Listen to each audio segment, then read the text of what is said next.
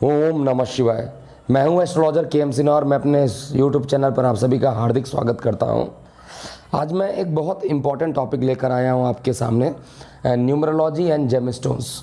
देखिए, न्यूमरोलॉजी से अगर हम किसी न्यूमरोलॉजर के पास जाते हैं तो वो हमारा साइकिक नंबर बताता है, हमारा डेस्टिनी नंबर बताता है। और ये साइकिक और डेस्टिनी नंबर इतने सिंपल तरीके से आप कैलकुलेट कर सकते हैं कि आपको किसी न्यूमरोलॉजर के पास जाने की ज़रूरत नहीं पड़ेगी। आपको खुद अगर सिंपल मैथमेटिक्स जानते हैं तो आप खुद निकाल सकते हैं। जैसे मैं आपको यहाँ पर बड़ी सिंपल तरीका बताता हूँ कि जैसे मान लीजिए आपका डेट ऑफ बर्थ 17 आ रहा है, तो 1 और 7 को ऐड कर दिया, 8 बन गया, तो आपका लकी नंबर 8 हो गया। ये आपका जो मूलांक होगा वो 8 होगा। लेकिन अगर आपका डेट ऑफ बर्थ मान लीजिए 17/5/1982 हो रहा है, तो अगर आप इसको जोड़िएगा 1 + 7, या सिंपल से मैं कहता हूँ 17/5/2000 है मान लीजिए, तो 1 और 7 जोड़ने पर कितना हुआ 8, 5 को और जोड़ दीजिए हो गया 13, और 13 में 2 जोड़िए कितना होगा 15, और बाकी 0 तो जोड़ने की रिक्वायरमेंट नहीं है। तो अगर आप इन सभी को जोड़ते हैं तो इसका मतलब 1 + 7 8 और 5 13 to 15, 15 को जोड़िएगा तो 1 + 5 कितना आएगा 6 आएगा। तो 6 नंबर आपका जो है डेस्टिनी नंबर हो गया।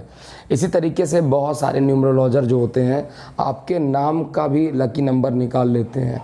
तो नाम का लकी नंबर कैसे निकल सकता है, जैसे मान लीजिए किसी का नाम रवि है, RAVI, तो मैं यहाँ पे चार्ट आप लोगों की सुविधा के लिए दिया हूँ। इस चार्ट में देखिए जो नंबर लिखा हुआ है, R नंबर जो लिखा हुआ है उसके ऊपर आप देखिएगा 9 नंबर लिखा है। A नंबर जो है वो 1 के लिए है, और V जो है वो आपके 4 नंबर को बताता है, और फिर I जो है फिर 9 नंबर को बताता है। तो रवि को अगर मैं जोड़ता हूँ तो R का मतलब 9 और A का मतलब 1 यानी 10 हो गया। V का मतलब जो है आपका 4, 10 और 4 14 हो गया, और I का मतलब 9, 14 और 9 इसका मतलब 23, और 23 का मतलब हो गया 23 यानी 2 + 3 5 हो गया। देखिए, ये ऐसा पजल है न्यूमरोलॉजी कि कभी तो आपका डेस्टिनी नंबर जो आ रहा है वो 6 आ रहा है, कभी जोड़ने पर 5 आ रहा है, कभी आपका जो लकी नंबर है वो 8 आ रहा है। तो इन नंबर्स के बेसिस पे अगर आप जेमस्टोन्स का चुनाव कर लेते हैं, देखिए मैं मना नहीं करता हूँ कि न्यूमरोलॉजी गलत है। आप अगर न्यूमरोलॉजी में आप इंटरेस्ट रखते हैं तो कीरो की बुक आती है, सभी लोग जानते हैं इसको, उसमें भी ये सारी चीज़ें दी हुई हैं। कोई बहुत बड़ी बात नहीं है न्यूमरोलॉजी को स्टडी करना। लेकिन अगर आप न्यूमरोलॉजी के हिसाब से आप रत्नों को धारण करते हैं तो ये आपके लिए नुकसानदायक हो सकता है। इसको मैं दोबारा रिपीट कर रहा हूँ, ये आपके लिए नुकसानदायक हो सकता है। उसका रीज़न ज़रा समझिए। आपकी जो लगन कुंडली होती है उसमें लग्नेश जो होता है, अगर मान लीजिए अच्छे जगह पर बैठा है तो आपको निश्चित रूप से अच्छा फल देगा, उसकी दशा अंतर्दशा में आपको अच्छा फल मिलेगा। लेकिन अगर पता चला कि आपने केवल न्यूमरोलॉजी के बेसिस पे आपने रत्नों को धारण कर लिया और गलती से वो जो जिस नंबर से रिलेटेड जो प्लैनेट बनते हैं, जैसे 1 नंबर से सूर्य बनता है, 2 नंबर से जो होता है चंद्रमा बनता है, 3 से जुपिटर बनता है, 4 से राहु बनता है, 5 से मरकरी बनता है, 6 से वीनस बनता है, 7 से केतु बनता है, 8 से सैटर्न और 9 से मंगल बनते हैं। तो ये नंबर्स का अकॉर्डिंग खेल है। इसका मतलब अगर मेरा 5 नंबर बनेगा तो मैं मरकरी मेरे लिए फेवरेबल होगा, अगर 6 नंबर बनता है तो वीनस फेवरेबल होगा, अगर 4 नंबर बनता है तो राहु फेवरेबल होगा। लेकिन ध्यान देने वाली बात है, देखिए मैं क्यों ये बोल रहा हूँ।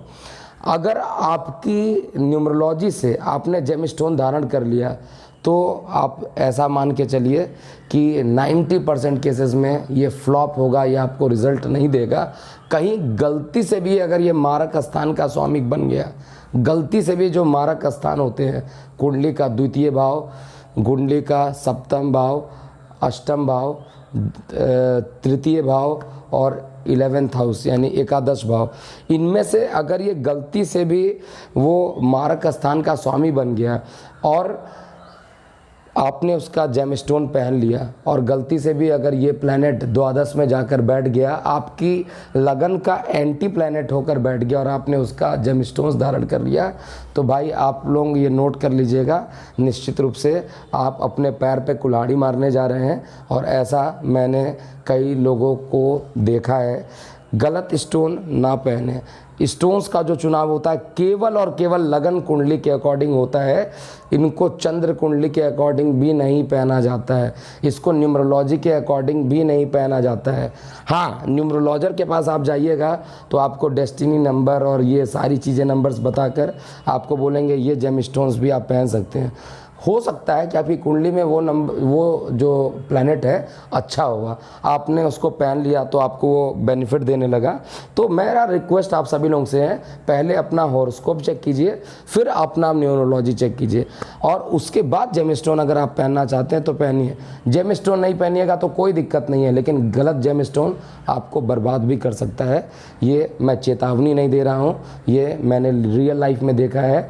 और केवल इसका कोई साइंटिफिक आधार हो तो आप मुझे बताइए कि केवल न्यूमरोलॉजी को देखकर और गलत रत्नों का जो रत्न धारण करते हैं, ऐसे लोगों को केवल मैं मुसीबत में जाते देखा हूँ। तो कृपया करके न्यूमरोलॉजर के पास जाने से पहले आप अपनी कुंडली का अध्ययन ज़रूर करें और उसमें देखें कि वो प्लैनेट मारक तो नहीं बन रहा है। अगर ऐसा नहीं है तो आप जेमस्टोन पहन सकते हैं। और हमेशा एक और गलत फिनोमिना, गलत लोगों के अंदर धारणा होती है कि जो स्टोन गलत, जो आपका प्लैनेट वीक हो गया उसका आप स्टोन पहन लीजिएगा, ये एकदम गलत कॉन्सेप्ट होता है।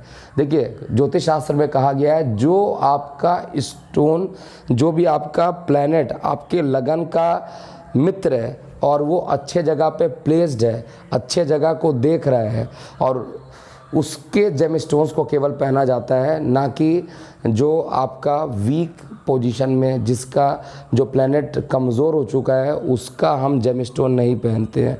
कोई अगर नीच का प्लैनेट हो गया उसका जेमस्टोन पहनिएगा तो नीचता को बढ़ाएगा। अगर कोई प्लैनेट उच्च का हो गया, अच्छे भाव में बैठा है, उसका जेमस्टोन पहनिएगा तो आपको वो उस चीज़ से रिलेटेड अच्छा फल देगा।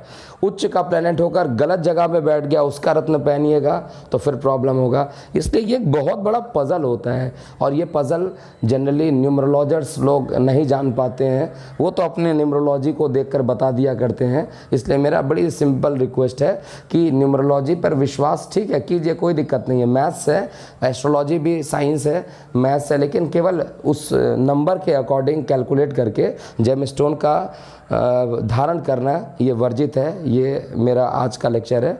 और आपको क्या लगता है कि न्यूमरोलॉजी से जो मैंने आज आपको बताया वो उस पर आपकी क्या प्रतिक्रिया है, आप ज़रूर कमेंट बॉक्स में लिखिए। और आप में से जो न्यूमरोलॉजर हैं, मेरा उनसे भी निवेदन है कि अगर आप लिखते हैं तो मुझे कोई एक ऐसा एग्जाम्पल बता दीजिए जिसमें आपने क्लाइंट्स को आपने जेमस्टोन्स पहनाया हो और वो कुंडली में अच्छे जगह पर प्लेस्ड नहीं है। आप एक भी ऐसा एग्जाम्पल आपने अगर मुझे दिखा दिया यहाँ पर कमेंट बॉक्स में लिख के, तो फिर मैं आपके एनालिसिस को ज़रूर रिप्लाई करूँगा कि मैं क्या सोचता हूँ, क्योंकि गलत तरीके से लोगों को हम गुमराह नहीं करेंगे। ये ज्योतिष शास्त्र जो हमारा भारतीय ज्योतिष है ये बहुत महान है। इसको हम न्यूमरोलॉजी से कैलकुलेट करके बहुत सारी चीज़ें बता तो सकते हैं, लेकिन रत्नों का धारण करते समय आपको सावधानी धारण करना चाहिए। तो आज के लिए इतना ही। मैं एस्ट्रोलॉजर KM सिन्हा। ओम नमः शिवाय।